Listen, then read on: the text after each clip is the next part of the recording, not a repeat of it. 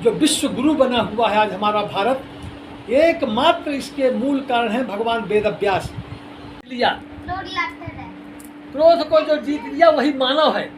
क्रोध जिसके जीवन में कैसे जीतेगा वो? तो क्रोध को जीतने के लिए उसको गुरु गोविंद से अगर जुड़ गया, उसका क्रोध खत्म, क्रोध आएगा ही नहीं। इसीलिए जिसको क्रोध आता हो वो पंचाक्षर मंत्र का जप करे केवल 5 बार, ओम नमः शिवाय 5 बार। जहाँ पंचाक्षर मंत्र का जप किया, क्रोध खत्म। अब समझते हैं, त्रिकालज्ञ होते हैं, उनको पता है कि कब कैसे किस रूप में कितना दिया जाए।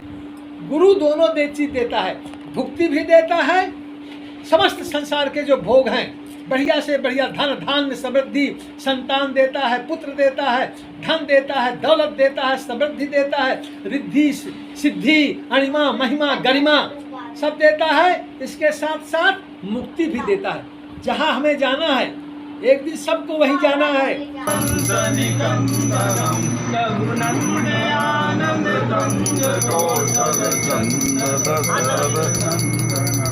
नमस्कार, मैं सद्गुरु सरकार और शिव जी का अनन्य भक्त रंजीत राय हूं और आप लोग मुझे सुन रहे हैं जनगढ़ की आवाज़ पे।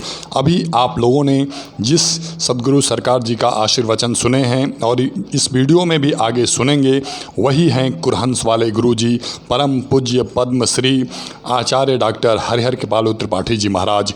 गुरु पूर्णिमा के अवसर पर बनारस स्थित शिव शक्ति धाम में लोगों ने महाप्रसाद ग्रहण किया और गुरु जी का आशीर्वचन प्राप्त किया। आप लोगों को बता दूं कि इस वीडियो में सुप्रसिद्ध अस्पताल शल्यक अस्पताल के चेयरमैन ख्याति उपलब्ध डॉक्टर सद्गुरु सरकार के अनन्य भक्त डॉक्टर एस.सी. तिवारी जी को आप लोग सुने। गुरु तो मार्गदर्शक होता है और हम जीवन में जो कुछ भी करते हैं, अगर उसमें कुछ भी अच्छा होना है तो गुरु की कृपा से ही होता है। उस दिन गुरु पूर्णिमा पर अब की बार कोरोना काल में हम लोग कभी नहीं मिले।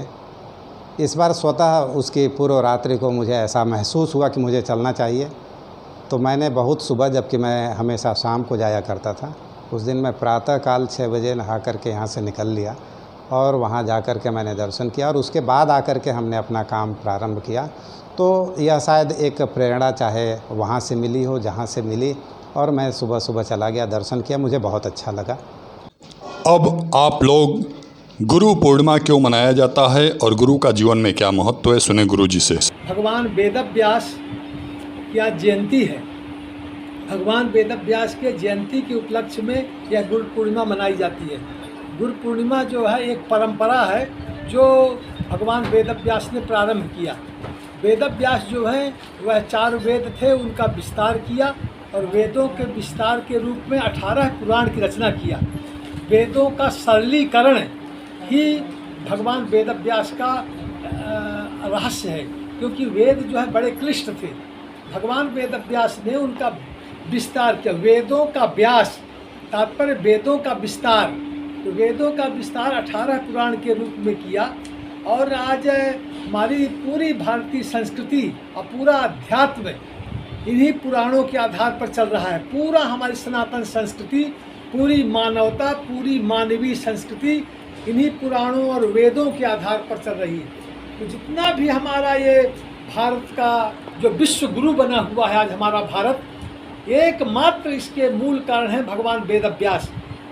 तो वेद व्यास की जयंती के दिन ही जितने भी महान सत्ताएं हैं, महान व्यक्ति हैं, संत हैं, धर्माचार्य हैं, ऐसे विशिष्ट गुरुजन हैं, वो उनको आज गुरु परिवार के लोग, गुरु के भक्त लोग आज उनका विशेष पूजन करते हैं, षोडशोपचार पूजन करते हैं, उनका पाद प्रक्षालन करते हैं, माल्यार्पण करते हैं, उनको गुरु की आरती उतारते हैं, सुंदर सुंदर मंगल गीत गाते हैं।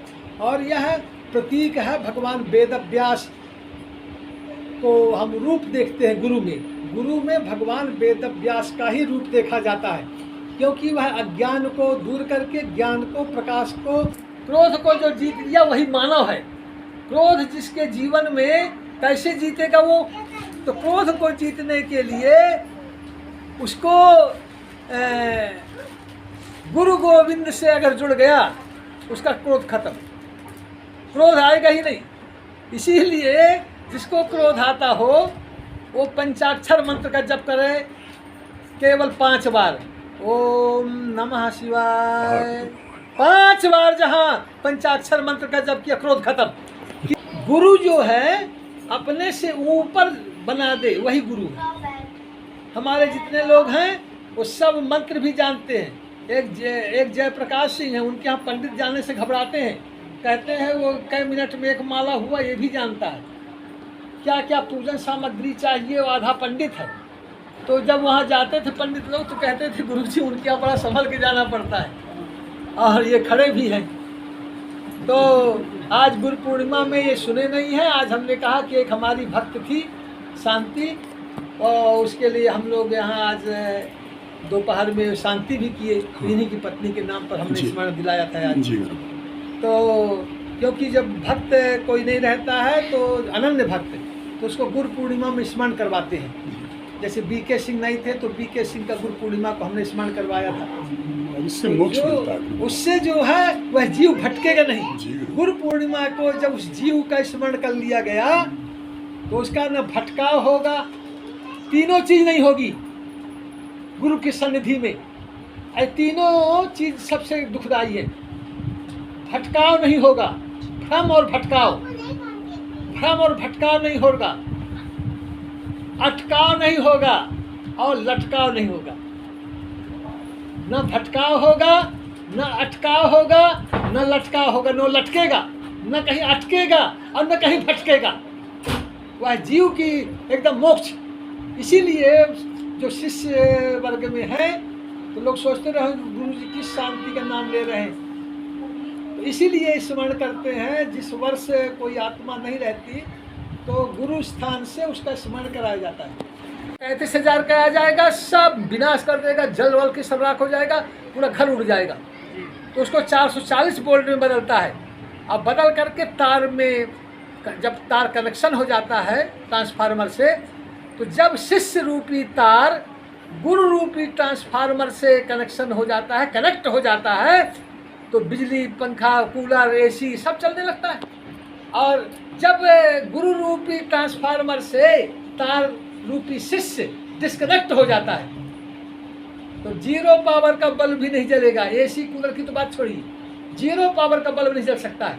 तो गुरु क्या है? जो 0 को हीरो बना दे, 0 को हीरो बनाता है। ये गुरु की महिमा है। गुरु की महिमा अपार अनंत। सरस्वती अगर बहुतों वर्षों तक लिखने बैठ जाए, गणेश जी बैठ जाए, तब भी गुरु की महिमा नहीं गाई जा सकती है। परंतु गुरु जो है वह सद्गुरु चाहिए, जो तप और स्वाध्याय में लीन हो, जो इसके तपस्या से सूर्य भी, चंद्रमा भी कंपन करने लगे उसके तप के द्वारा, और स्वाध्याय भी हो, वह वैदुष्य हो, उसमें सभी शास्त्रों में पारंगत हो, वेद, वेदांग, ज्योतिष, मीमांसा, व्याकरण समस्त शास्त्रों में पारंगत हो, और साथ साथ तपस्वी हो। दोनों गुण होने चाहिए। गुरु पूर्णिमा में यही आज उपदेश दिया गया कि ऐसे गुरु जिसमें वैदुष्य हो, समस्त शास्त्रों का समावेश हो, और तपोमूर्ति हो, तप का मूर्ति, जिनके दर्शन से, जैसे आया है गंगे तो दर्शनात् मुक्ति, गंगा के दर्शन से मुक्ति होती है।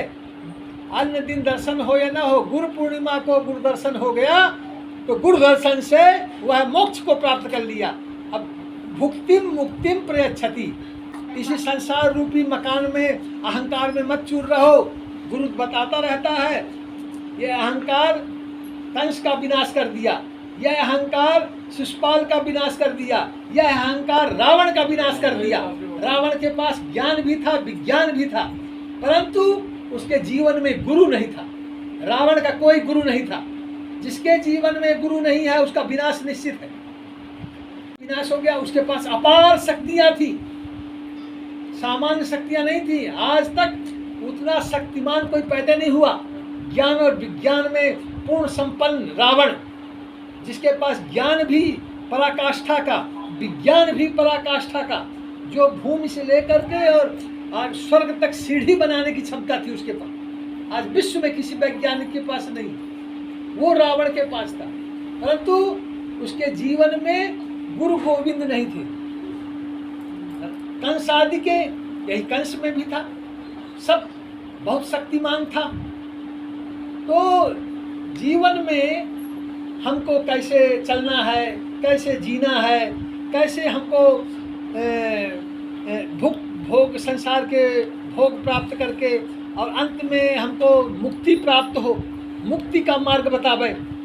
केवल भोग का मार्ग ही नहीं बताता गुरु, मुक्ति का मार्ग बताता है कि भोग तुमने बहुत भोग लिया, इस संसार में रह लिया, खूब बड़ा बड़ा मकान बना लिया, अब जहाँ जाना है वो मकान भी बनाओ। ये मकान से अब नहीं, अब इससे अब टाटा बाय बाय, अब जहाँ जाना है अब उससे आई लव यू बोलो। यहाँ संसार के लोगों से नहीं काम चलेगा। अब वो जब परम पिता परमेश्वर से संबंध जोड़ो, यहाँ से संबंध जोड़े रहोगे तो यहाँ सर्वे स्वार्थ परायणा सुन सके तेरा यहाँ कौन है। ये सब संसार जो है स्वार्थ से बसीभूत न रहे, तब तक स्वार्थ है तब तक सब संबंध है, और स्वार्थ जहाँ दूर हुआ कोई संबंध नहीं, उससे डिस्कनेक्ट हो गया तो न पंखा चलेगा न कूलर चलेगा, जीरो पावर का बल्ब भी नहीं जलेगा। तो ट्रांसफार्मर रूपी जो गुरु है, जो 33,000 को 440 वोल्ट में बदलता है, कितना चाहिए आपको? मन कहीं ज़्यादा न मिल जाए तो आप सुरा सुंदरी में लीन हो जाए, आपका मानवीय संस्कृति ही विकृत हो जाए। तो आपको कौन सा मार्ग चाहिए, कितना चाहिए, कब चाहिए, कैसे चाहिए, ये गुरु पर छोड़िए। आप अपने से व्याख्या मत करिए कि हमको कितना चाहिए, कब चाहिए। गुरु सब समझते हैं, त्रिकालज्ञ होते हैं, उनको पता है कि कब, कैसे, किस रूप में कितना दिया जाए। तो जो 33,000 का 11,000 का जो वोल्टेज आता है ट्रांसफार्मर में, उसको ये जानता है कि 33,000 का आएगा तो सब एसी वेसी सब भस्म हो जाएंगे, राख हो जाएंगे। कभी 33,000 में एसी पंखा कूलर चल ही नहीं सकता है। उसको ट्रांसफार्मर क्या करता है, 440 वोल्ट में बदलता है। कितना दिया जाए शिष्य को, कैसे दिया जाए, कब दिया जाए, किस रूप में दिया जाए, यह गुरु के ऊपर निर्भर करता है कि वह कब देगा, कैसे देगा, किस रूप में देगा और किसे देगा। तो यह उनके ऊपर है। और 440 वोल्ट के रूप में देता है, मुक्त कंठ से, मुक्त हस्त से दान कर। आज ये दशा है।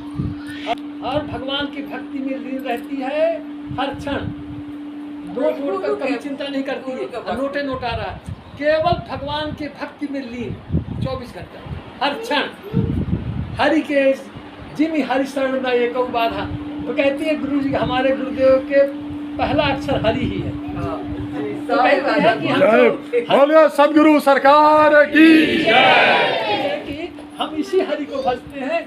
वो हरि तो हम देखे नहीं है, तो जो लिखा है कि हरि के शरण में, तो कहती है हमारे गुरुदेव का जो नाम है उसमें पहला नाम हरि ही है। तो हम इसी हरि को जानते हैं। जिमि हरि शरण ने कऊ बाधा, सुखी मीन जिमनी रयगाधा। तो एकदम अगाध समुद्र में डूबे हुए, तो भुक्तिम मुक्तिम प्रयच्छति। यह है कि आज हमारी बारी है, और आज ये लोग कह रहे हैं कि नहीं हमारी बारी पूरी हो गई है। और लोगों को गुरु जी जो बेचारे अभी लाइन में लगे हैं, उन लोगों को भी देख लीजिए। ऐसा आप सुने कि गुरु स्थान में कि हम लोग अब पूर्ण हैं। गुरु जी अब आशीर्वाद चाहिए, कृपा चाहिए, वो नहीं, उसमें कोई कमी कोताही करना है आपको। परंतु अब मांगने की आदत जाती नहीं, अब मांगेगी नहीं। मांगने की आदत जाती नहीं तो मांगेंगे, परंतु अन्य लोगों को दिया जाए। अब आप लोग शिवम हॉस्पिटल के चेयरमैन गुरु जी के अनन्य भक्त सुप्रसिद्ध ख्याति उपलब्ध डॉक्टर श्री मंगला सिंह जी को सुने कि गुरु जी के बारे में क्या बता रहे हैं। मैं परम पूज्य गुरु जी श्री हरि प्रसाद त्रिपाठी जी का दर्शन करने गया था। मैं उनसे करीब 25-30 साल से जुड़ा और उनका आशीर्वाद हमेशा मुझे प्राप्त होता रहता है। सबसे बड़ी उनमें शक्ति ये है कि वो हमारी ऊर्जा को बढ़ा देते हैं। वो कभी निराशाजनक बात नहीं करते हैं। वो हमेशा संतुलित और आशावान की तरह से अपना वक्तव्य देते हैं। वो हर व्यक्ति को उनके जीवन में उन्नति का साधन बताते हैं और उनको अपेक्षानुसार उन्नति करने का रास्ता बताते हैं। और उनके इस प्रोत्साहन से हम लोगों को विशेष लाभ मिलता है, क्योंकि आदमी जब किसी सकारात्मक सोच के साथ आगे बढ़ता है तो ज़िंदगी में बहुत अच्छा कर जाता है। और जब नकारात्मक सोच होती है तो वो आगे नहीं बढ़ पाता। और ये गुरु जी जो हैं हमेशा अपने शिष्यों में सकारात्मक ऊर्जा का प्रवाह करते हैं, जो उनके जीवन में प्रगति का साधन बनता है।